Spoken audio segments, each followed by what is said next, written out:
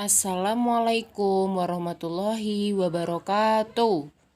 Selamat pagi anak-anak soleh-solehah. Bagaimana kabar kalian pagi hari ini? Ibu berharap semuanya dalam keadaan sehat walafiat dan siap untuk mengikuti pembelajaran pagi hari ini. Nah, pagi hari ini kita akan bersama-sama belajar tema 1, hidup rukun, subtema 4, hidup rukun di masyarakat. Pembelajaran 3 dan 4. Kemudian untuk tujuan pembelajaran kita hari ini, yang pertama, siswa dapat menyebutkan kalimat penolakan dalam percakapan dan kalimat penolakan yang baik. Kemudian yang kedua, siswa dapat menghitung penjumlahan dan pengurangan suatu bilangan serta menyelesaikan soal cerita tentang penjumlahan dan pengurangan. Dan yang ketiga, siswa dapat membuat kolase menggunakan bahan alam serta mozaik dengan bahan alam. Nah, sebelum kita memulai untuk belajar, mari kita awali kegiatan pagi hari ini dengan membaca basmalah. Bismillahirrahmanirrahim. Tetap semangat dan selamat menyaksikan. Yang pertama, muatan bahasa Indonesia pada pembelajaran 3 dan 4. Menyebutkan kalimat penolakan dalam percakapan. Penolakan berkaitan dengan ajakan atau pemberian dari orang lain. Penolakan hendaknya diucapkan dengan santun untuk menjaga kerukunan. Penolakan yang baik dapat menghindarkan perselisihan. Jadi seperti yang Bu Lara sampaikan bahwa ketika menolak ajakan atau menolak suatu hal harus disampaikan dengan santun. Perhatikan percakapan berikut ini. Ayo bermain bola ke lapangan. Maaf Dedi, aku harus segera pulang karena ada tugas rumah yang harus ku selesaikan. Nah di situ Edo menolak dengan santun dan sopan, menggunakan kata maaf dan menyampaikan alasannya. Seperti itu ya nak ya. Kemudian diucapkan dengan santun.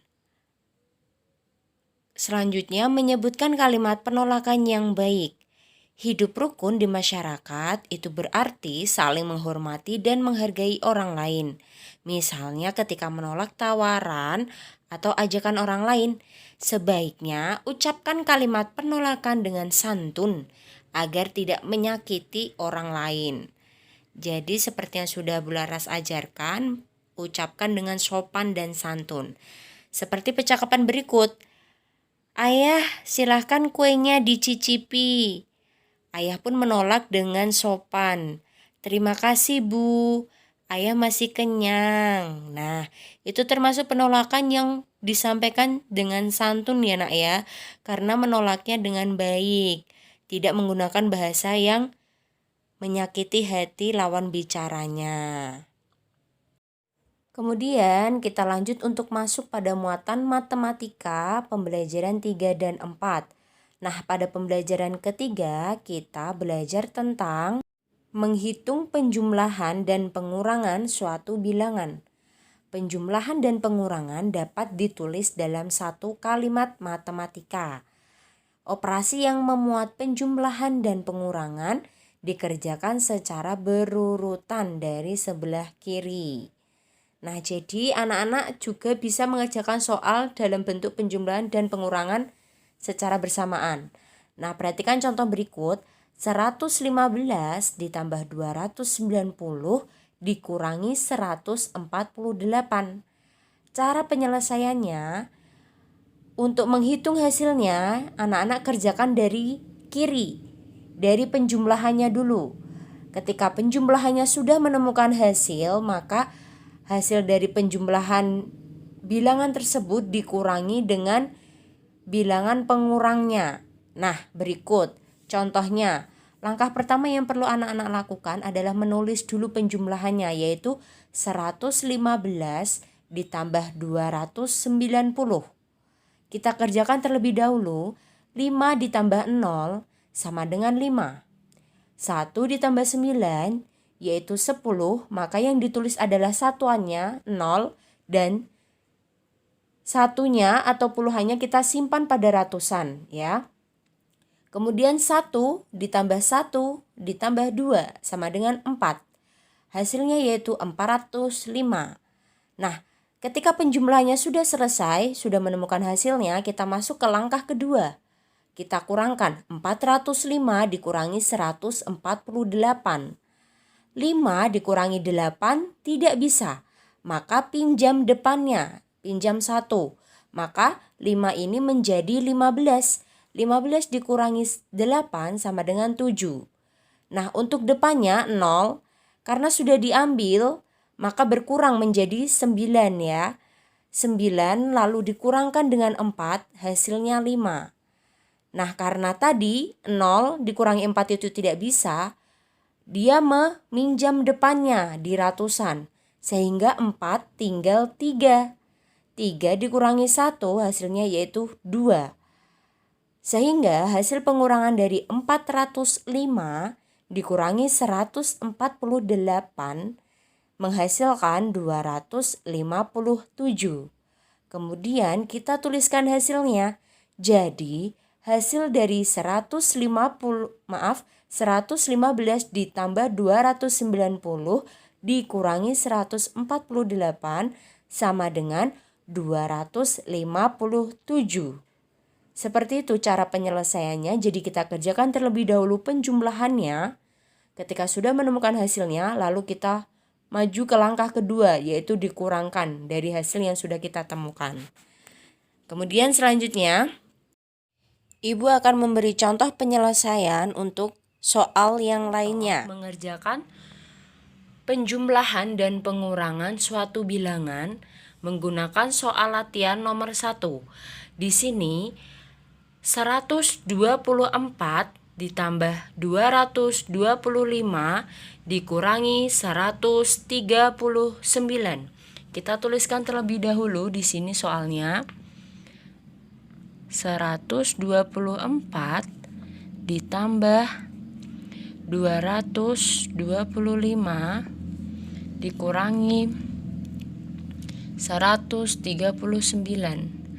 Nah, seperti yang sudah Ibu sampaikan bahwa cara pengerjaannya dimulai dari sebelah kiri pada penjumlahannya. Sehingga untuk langkah pertama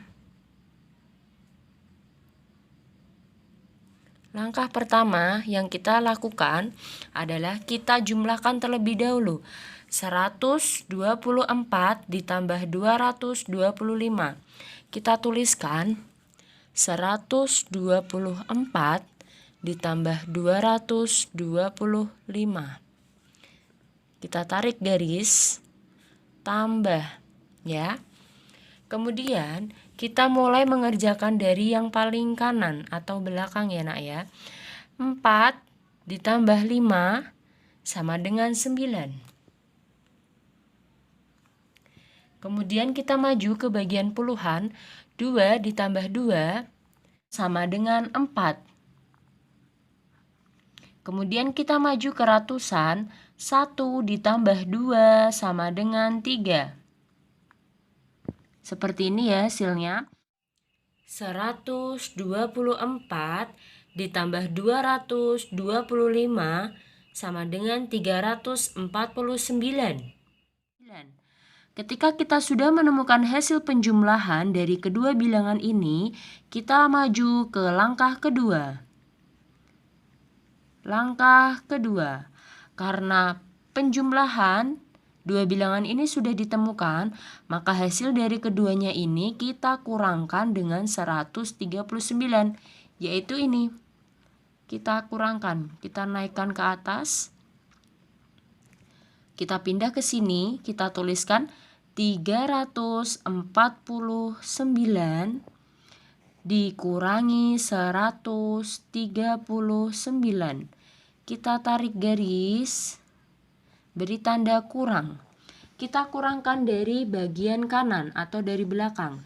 9 dikurangi 9 maka habis 0. Kemudian 4 dikurangi 3 sama dengan 1.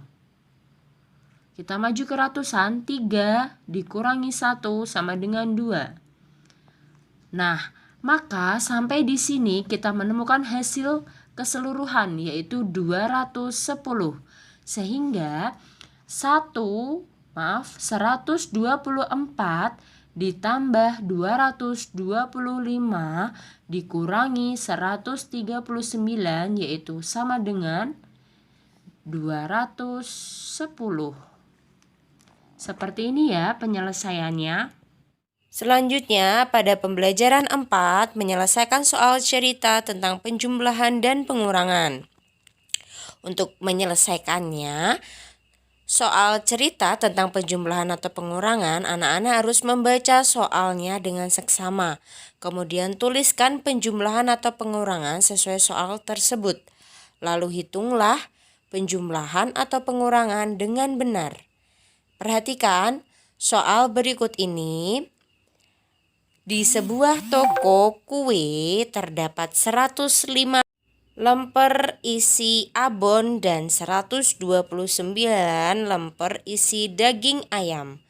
Sebanyak 98 lemper sudah terjual. Berapa sisa lemper yang belum terjual? Maka kita tuliskan susunan matematikanya. Diketahui lemper isi abon 105, kemudian lemper isi daging ayam 129, dan lemper yang terjual 98.